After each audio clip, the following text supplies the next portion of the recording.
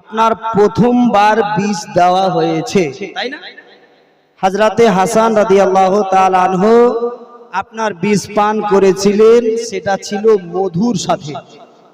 সর্বপ্রথম মধুর সাথে বীজ দেওয়া হয়েছিল। কিতাব লিখছে, আর যে কথাগুলি আমি আপনাদের সম্মুখে আজকে বলবো সম্পূর্ণ কথা খুতবাতে মুহাররম বলে একটি আপনার মুআতাবার কিতাব, গ্রহণযোগ্য কিতাব। মুফতি মুহাদ্দিসিন ইকরামগণ এই খুতবাতে মুহাররম এই কিতাবটিকে খুব পছন্দনীয় মনে করেন, খুব আপনার গ্রহণযোগ্য মনে করেন। এই কিতাব থেকে আমি সম্পূর্ণ কথা আমি আপনাদের সম্মুখে বলবো, ইনশাআল্লাহ খুঁজলে পেয়ে যাবেন। জি, জীবনীতে আটং ফাটং কিছু পাবেন না, ইনশাআল্লাহ হুবাহু কিতাব টু কিতাব ইনশাআল্লাহ পাবেন। আব্বাজি আমার বন্ধুগণ, আমার একান্ত আপনজনেরা, তো এই কিতাবে লিখছে যে আপনার হযরতে ইমাম হাসান রাদিয়াল্লাহু তাআলা আনহুকে একবার নয়, দুইবার নয়, 6 বার বীজ পান করানো হয়েছে। কয়বার? 6 বার। প্রথমবার যখন হযরতে ইমাম হাসান রাদিয়াল্লাহু তাআলা আনহুকে আপনার বীজ পান করানো হলো মধুর সাথে, তো হযরতে ইমাম হাসান রাদিয়াল্লাহু তাআলা আনহু ওই আপনার মধুটাকে খেলেন। মধুটাকে খাওয়ার পর হযরতে ইমাম হাসান রাদিয়াল্লাহু তাআলা আনহু বুঝতে পারলেন যে আমার আপনার এই নাভির কাছে যেন আপনার ব্যথা করছে। এই ব্যথা অনুভব আস্তে আস্তে উপরে জ্বালা করতে থাকে। বাবা, জ্বালা করতে করতে আপনার উপরে এসে যায়। হযরতে ইমাম হাসান রাদিয়াল্লাহু তাআলা আনহু তিনি বুঝতে পারলেন, কারণ যে আমার আকায়ে দো জাহান রাহমাতুল লিল আলামিন নবী মুহাম্মদুর রাসূলুল্লাহ সাল্লাল্লাহু তাআলা আলাইহি সাল্লাম গায়বের সংবাদদাতা নবী। নবী আমার পূর্বেই খবর দিয়েছিলেন, ওগো ভাই ইমাম হাসান, তোমাকে বীজ পান করিয়ে মারানো হবে, শহীদ করা হবে। আর হযরতে ইমাম হুসাইন রাদিয়াল্লাহু তাআলা আনহুকে কারবালার প্রান্তরে আপনার ওই শহীদ করা হবে তীরের আঘাতে, ছুরির আঘাতে, চাকুর আঘাতে। হযরতে ইমাম হোসেনকে কারবালার প্রান্তরে আপনার রক্তে লালে লাল করে শহীদ করা হবে। জোরে বলুন। এই বাণী নবী আমার আগেই দিয়েছিলেন। হযরতে হাসান অনুভব করলেন, নিশ্চয়ই মনে হয় আমার সময় সংকীর্ণ, আমি সম্ভবত বীজ পান করেই নিয়েছি।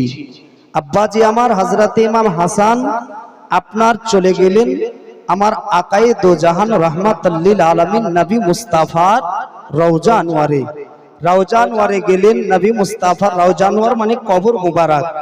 সাধারণ মানুষের জন্য যখন বলা হয় তখন কবর বলা হয়, ওলি আউলিয়াদের শানে যখন বলা হয় তো মাজার বলা হয়, আর নবী মুস্তাফার শানে যখন বলা হয় তো সেটাকে রওজায়ে পাক বলা হয়। জোরে বলুন।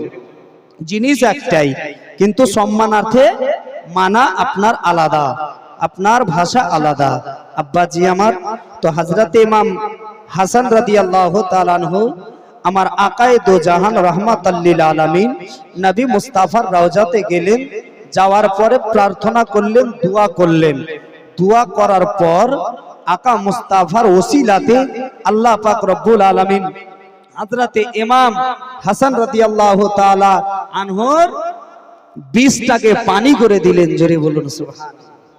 যখন বীজ পানি হয়ে গেল তখন হযরতে ইমাম হাসান সুস্থ হয়ে গেলেন। জোরে বলুন।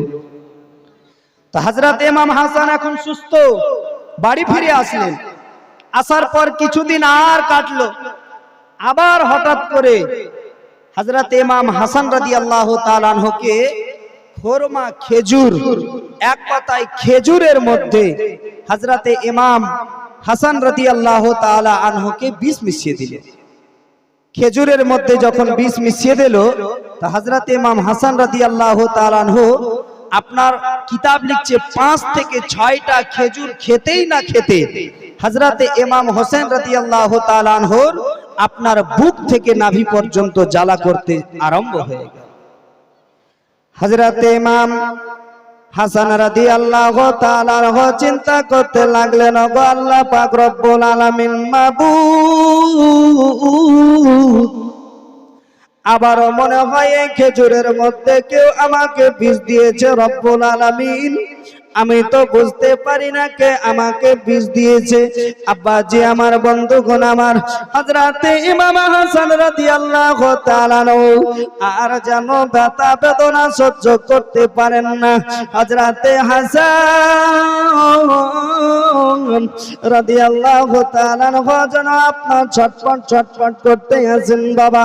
খবরখানা হযরতে ইমাম হোসেন রাদিয়াল্লাহু তাআলা কে দাও। ওগো ভাই হোসেন, হযরতে হোসেন যেন হযরতে হাসানের কাছে চলে আসলেন। ওগো কি হয়েছে বলুন গো ভাইজান।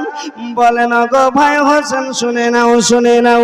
আবারও যেন আমি খেজুর খেয়েছি ভাই, খেজুরের মধ্যে কেউ বিষ মিশিয়ে দিয়েছে, আর আমি ব্যথা বেদনা সহ্য করতে পারি না। চলো চলো চলো ভাই, নানার রওজাতে ছুটে যাই। জোরে হযরতে ইমাম হাসান রাদিয়াল্লাহু তাআলা আনহু ভাই হোসেনকে সঙ্গে করে নিলেন। এক পা দু পা করতে করতে আমার রাহমাতুল লিল আলামিন নবী মুস্তাফা রওজাতে গেলেন বাবা। যাওয়ার পরে হযরতে হোসেন এবং হাসান দুই ভাই মিলে মুনাজাত করতে আছেন। ওগো নানা জান, ভাই হাসানের যেন পেটের মধ্যে বিষের আক্রমণ হয়েছে। ওগো নানা জান, আমার ভাই হাসান যেন ছটফট ছটফট করতে আছে। ওগো নানা জান, একবার দয়া করে দেন, একবার যেন মায়া করেন গো নানা, কারণ আপনি ছাড়া আমার ভাই হাসানের বিষ পানি করতে কেউ পারিবে না। সুবহানাল্লাহ। নানা গো,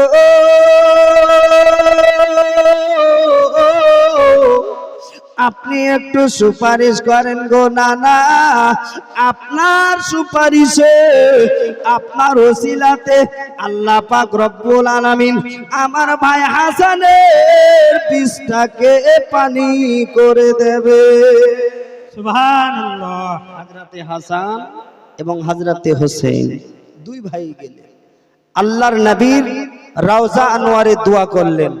দোয়া করার পর আল্লাহ পাক রব্বুল আলামিনের রহমত করমে, আল্লাহ পাক রব্বুল আলামিনের দয়াতে হযরতে ইমাম হাসানের আবার বিষ পানি হয়ে গেল। জোরে বলুন সুবহানাল্লাহ।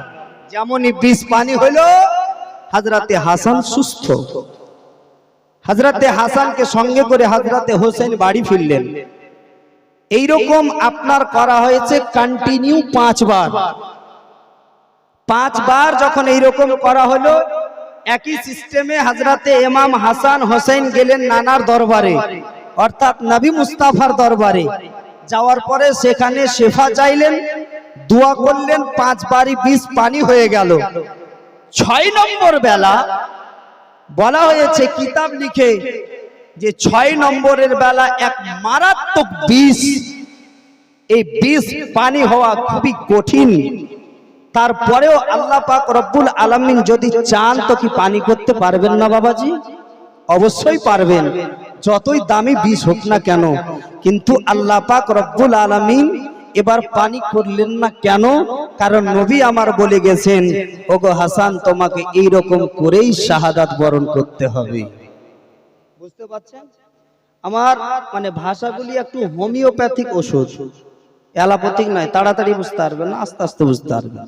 জি, তো হযরত ইমাম হোসেন রাদিয়াল্লাহু তাআলা আনহুর বড় ভাই হযরত ইমাম হাসান রাদিয়াল্লাহু তাআলা আনহু, তিনি শাহাদাত বরণ করবেন কি বিষের দ্বারা। আব্বাজি, এটা কেউ দিবে, নিজে পান করবেন না। এটা ফের এটা মনে করিয়েন না মা জননী যে হযরতে হাসান তো বিষ খেয়ে আপনার ইন্তিকাল করেছেন, তো আমরাও বিষ খেয়ে ইন্তিকাল করব। জি নাউজুবিল্লাহ, না। এটা হযরতে হাসানকে ওয়াজানতে কেউ দিয়ে দিয়েছিল, তার জন্য হযরতে হাসান সেটা পান করেছেন। আব্বাজি, মা জননী, এমনিতে বিষ পান করা যাবে না, এটা একেবারে কাবিরা গুনাহ। বুঝতে পারলেন? কেউ ফের এটাকে ইস্যু তৈরি করিয়েন না যে বিষ খাওয়া যায় যাচ্ছে, এটা চলবে না। আব্বাজি আমার, তো হযরত ইমাম হাসান রাদিয়াল্লাহু তাআলা আনহু এই আপনার বর্ণে লেখা আছে ঘটনার মধ্যে যে 6 নম্বর বেলা যখন আপনার বিষ পান করেন তখন আপনার ওই বিষটা কেউ বলেছেন শরবতের মধ্যে, কেউ বলেছেন পানির মধ্যে দেওয়া হয়েছিল। জি, কেউ বলেছেন শরবত, কেউ বা বলেছেন পানি। তাহলে অবশ্যই দুটোই একই জাত, আছে না নাই? দুটোই তরল পদার্থ, আছে না না বাবা? জি, শরবত করলেও পানি দিয়েই করতে হবে।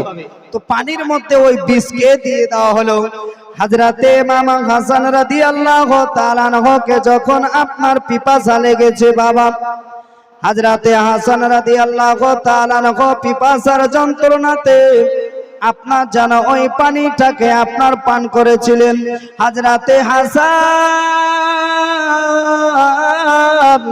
যখন আপনার ওই বিষের পানিটাকে পান করলেন বাবা, এটা এমনই একটা মারাত্মক বিষ দেওয়া ছিল আব্বাজি আমার, যে হযরতে হাসান যেমনই বিষের পানিটা পান করেছেন, হযরতে হাসানের পেটের মধ্যে যতগুলি নাড়ি বুড়ি ছিল, আল্লাহু আকবার কবীরা, হযরতে হাসানের যেন পেটের নাড়িগুলো আপনার গলতে চালু হয়ে গেছে, কেটে কেটে আপনার পড়তে আরম্ভ।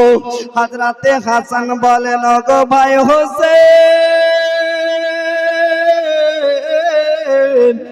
এর আগে তো এই বিষের যন্ত্রণা সহ্য করেছি, কিন্তু ভাই হোসেন গো, এবার যে কোন বিষ পান করেছি আমি বুঝতে পারি না, কিন্তু আমার যেন দেহ যেন পুড়ে যায়, জ্বলে যায়, আমার কলেজা পর্যন্ত যেন পুড়ে যায়, গলে যায়, ব্যথা বেদনা সহ্য করতে পারি না। হযরতে হোসেন বলেন, ওগো ভাই হাসান, চলেন চলেন নানার দরবারে চলে যাব।